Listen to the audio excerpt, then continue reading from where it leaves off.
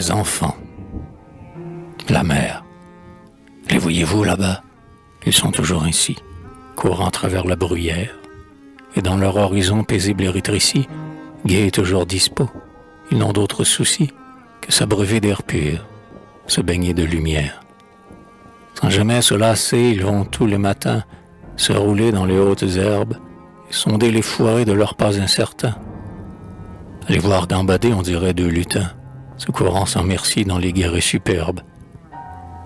Ils ne respectent rien, ni les fleurs, ni le blé. Ils pillent en petits vandales, sans peur et sans remords, et le voisin troublé, un jour les a surpris. Le plus vieux affublé de son lourd paletot, l'autre de ses sandales. Furtifs, ils s'échappaient, contents d'être parés de leurs gigantesques dépouilles, et chassant devant eux les oiseaux effarés. À travers les buissons en fleurs de nos grands prés, les voilà maintenant qu'ils poursuivent leur fouille.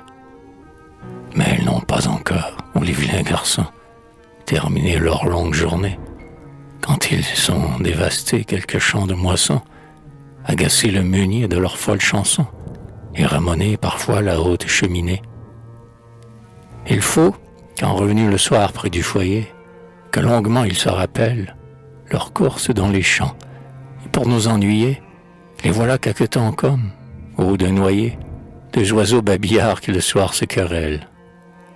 Et puis, le lendemain, prêts à recommencer, les voilà déjà dans la plaine. Si des arrêts parfois je veux les menacer, pliant sous l'ouragan pour le laisser passer, ils sortent bruyamment, cœur joyeux, bouche pleine. Ces effrontés faisant étapage d'enfer, jamais contents, toujours demandent. Et si nous leur parlons du grave magistère, ils répondent, ce qu'il nous faut, c'est le grand air. Ah, nous obéissons. Ce sont eux qui commandent.